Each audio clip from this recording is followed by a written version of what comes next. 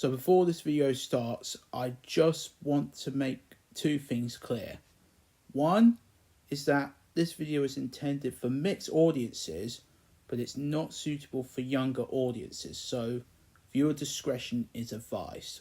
The second point is that while I make one small reference to the whole controversy surrounding Maya Imamori, aka Gozu Unicorn, I don't want to see my comment section flooded with comments about it, because I may make a video on it later down the line, but I might not, so please bear that in mind. Now with all that out of the way, enjoy the video. This has been M's Vlog signing off and reminding you all that don't you dare! that I'll catch you on the flip side. Oh. That's what I thought.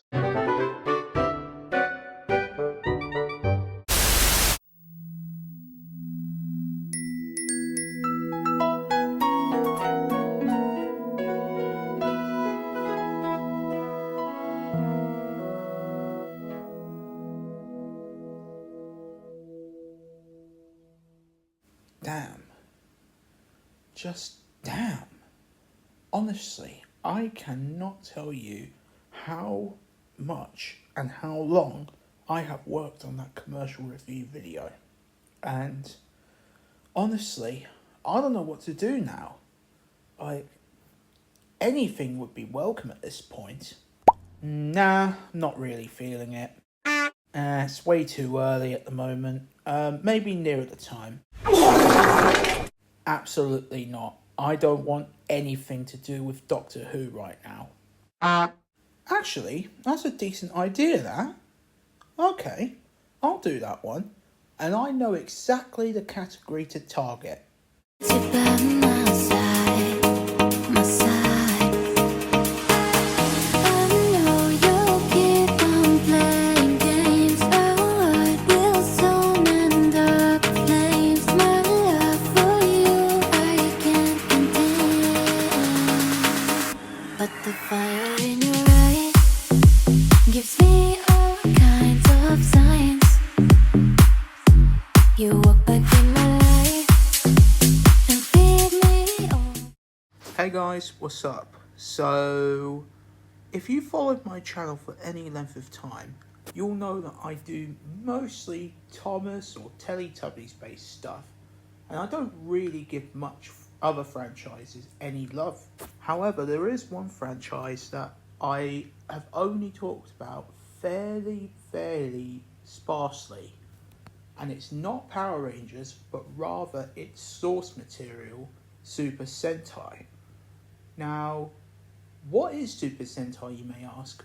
Well, it's the series in Japan with multicoloured heroes, and it was from this where the original Power Rangers adapted footage from, most notably Kyoryu Sentai Zyuranger, which then became known as Mighty Morphin Power Rangers over in the West.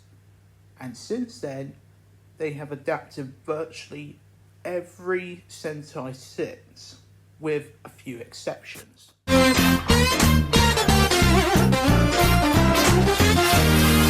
One thing that Super Sentai does is that they do 10 year after, 20 year after, 30 year after stuff, and usually that means that the Red Ranger of the respective series gets a sort of special upgrade. So they either have a device or some sort of trinket which allows them to get a more powerful form.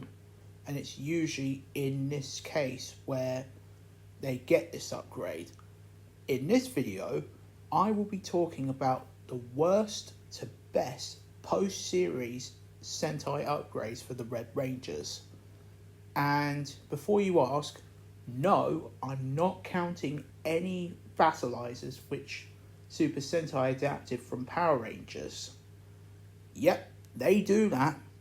Well. How the turntables... Now with that all said and done, let's continue with the video. To kick off this video, we're going to be looking at a form from Nippu Sentai Hurricane's 20th anniversary special, and that is Oedo Hurricane Red. I really do not like this form at all. So the reason that Hurricane Red looks like this is that it is based off of Kabuki, which is, from my research, a type of traditional Japanese theatre. But I don't know.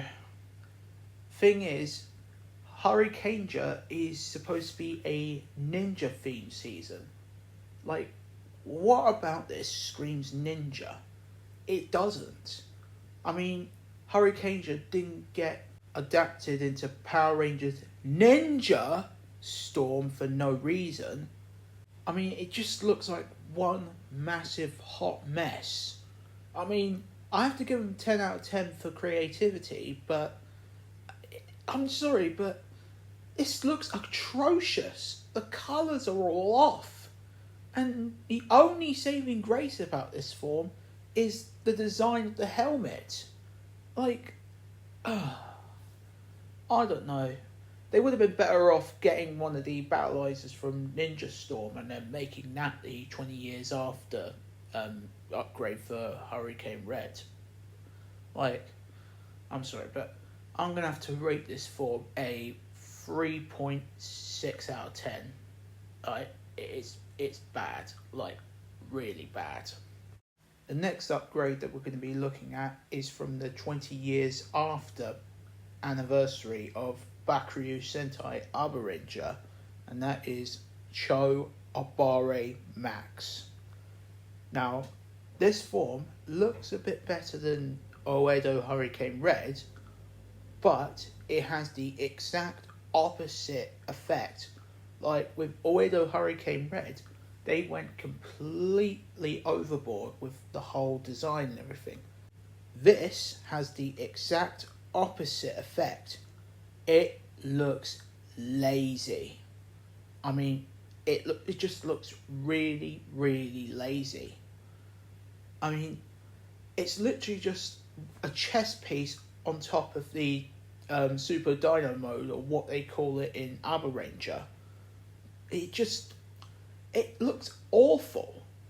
And yes, I slagged off Oedo Hurricane Red, but at least they made it look creative and everything like that. They made it look different and unique. Literally, all this is just a new helmet, a new chest piece, and that's it. They didn't go the extra mile. Like, it's just lazy. And while it doesn't look as bad as the previous one, it loses points on laziness, because you could have done better here, Toei. You really could have done better. Also, what's with the helmet? What even is supposed to be Cho Abare Max's basis, dinosaur-wise?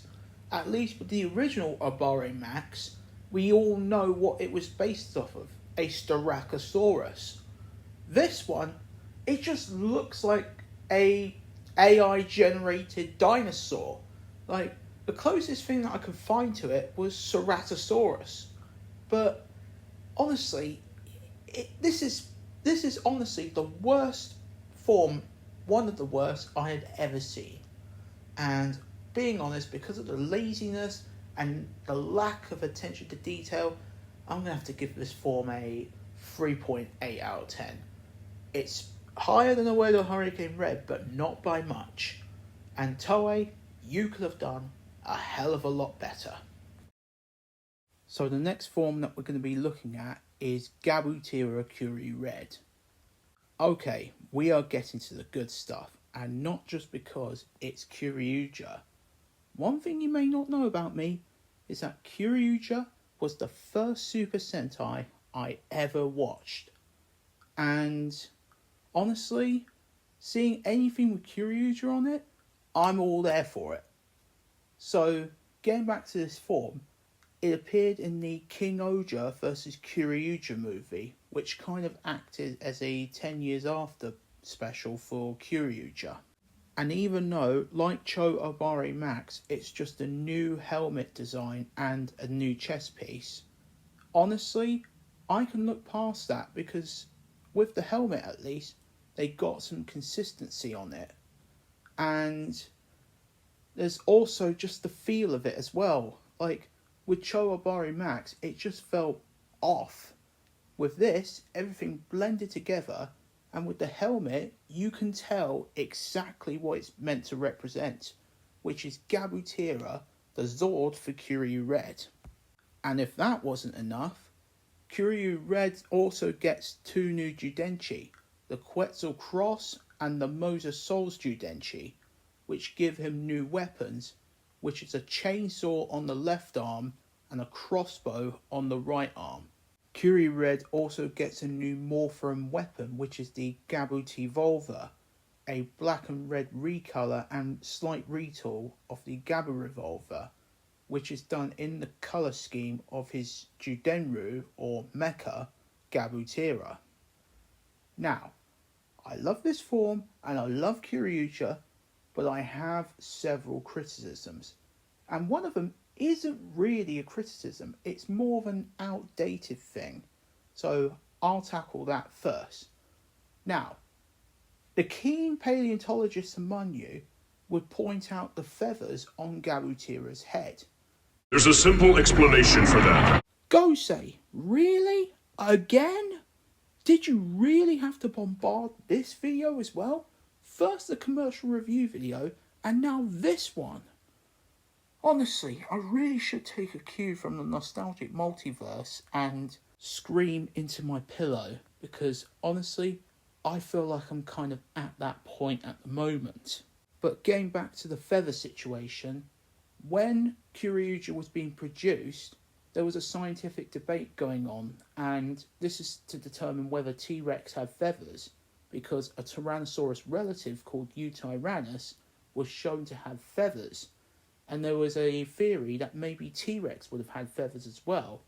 So I guess the team behind Kiryuja wanted to be more scientifically accurate. Then again, they didn't give any feathers to Zakator, and by extension Raptorax. So, I don't know. But at least they tried to get somewhat scientifically accurate with Tyrannosaurus Rex.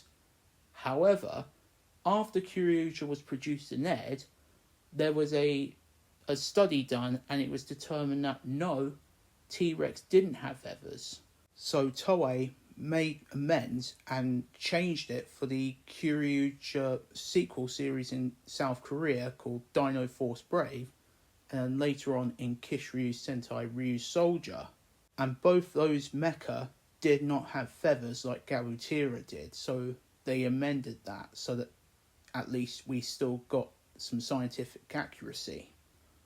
But the other criticisms that I have with this form is Quetzal Cross and Mosasaurs. This is a continuity issue, because where did these Judenchi come from? And in fact, are there Quetzal Cross and Mosasaurs Judenru? If so, where are they? Where the fuck are they? Where did they even come from? Unfortunately, that was never explained. And the last criticism is more, they could have put some more pieces on him, like the arm and leg pieces from the Dino Super Drive mode from Power Rangers Dino Supercharge. But honestly, that's just a small nitpick. So, in terms of everything else, like the whole feel of it, the new morpher, the new armor that it gets, the new upgrades, so all of it really does blend well. So I'm going to give this form a solid 5.6 out of 10. Yeah, I know that means I'm biased towards Kiryuja, but honestly, considering it's the first Sentai I ever watched, can you really blame me? So the next form that we're going to be looking at is Premier Deca Red. Honestly, this looks like RoboCop mixed with Power Rangers SPD. It just looks sick. There's also the henshin sequence that Ban does, where he has the original Deca Red form as kind of the base, and then everything builds on top of it. The CG looks amazing on that. And the form itself, I love it. In fact, I have a headcanon where in Power Rangers SPD, Sophie, that cyborg that we see in Wired, the two-parter in Power Rangers SPD, I can see her moving up the ranks, and eventually, when Bridge becomes commander and Sky becomes supreme commander after Kruger retires, Bridge, I can definitely see him giving Sophie the role of the Red Ranger. And as the Red Ranger, this could be Sophie's form, which fits so well with the fact that she's a robot and the fact that this form already gives RoboCop vibes. I mean, it just all goes together so well. But getting back to the task at hand, the fact that it's got a good henshin sequence, Deca Red is the base form and everything builds on top of it, I actually really, really like it. The only criticism I have with this form is when Ban uses Kruger's sword. I don't get the significance with that, because that's Deca Master's sword. That's his weapon. So why is Ban using it? That's really the only criticism I have with it. But yeah, other than that, a solid form, a great henshin sequence. So I would give this a solid 7.4 out of 10. Because honestly, I can't really fault this form at all. Now before we get on to our final pick, here are a few honourable mentions. The first is Kirame Ryuso Red. I love the form, I love the whole armour that's on him, so there's that. The next one is Dark Akininja. The Akininja went bad. What are you talking And Gedo Shinken Red. Honestly, the badassery is like infinity times 100. I don't know, fucking hell. The fact that this guy has so much don't care, didn't ask energy. Christ. So the final form that we're going to be looking at is the Gokai Red Cross Armor mode, and by extension, the Galleon Armor mode. Both of these forms appeared in the 10th anniversary special of Kaizek Sentai Gokaija, and despite the fact that the Silver Ranger from that series is now in prison, I still very much like this series. And just because of how good the storyline was and everything, I can look past the controversy. I mean, I can't really look at Gozuja now because of the whole controversy mixed up with the Black Ranger from that series, but with this, I can. So getting back to this form, one thing that draws me to it is the coattails. Fucking hell, I love Kamen Riders and Sentai Rangers that have coattails. I don't know what it is about them that draws them to me, but honestly, I fucking love it when a ranger or a rider has coattails. There's that. There's also the detail of the actual armour, and not just on the Red Ranger, but also on the bits which merge together to make the Galleon armour mode. They're so well detailed, and you can tell everyone in that production loved Gokaija because they wanted to make that series look as best as possible, and they wanted to make the special look grand, and it really reflects within this form. And I love with the fact that with the cross armor mode is that it's not just Gokai Red that gets a bit of armor, it's every ranger that gets it. Not just him, but there's green, blue, yellow, and pink. They all get a piece of the armor when Gokai Blue activates Gokai Cross Armor. And then, when Gokai Red does the Galleon Armor mode, it all come together so beautifully, and it looks so amazing. Like, I can't fault it. Like, it's just how it all pieces together to look like Gokaio. Fuck me sideways. That's what she said. The Gokaijas also get a new Ranger key, which is the Gokai Galleon Ranger key. And it looks about as beautiful as this form. Now, I love this form. I love how the CGI mixes it all together and how it all comes together.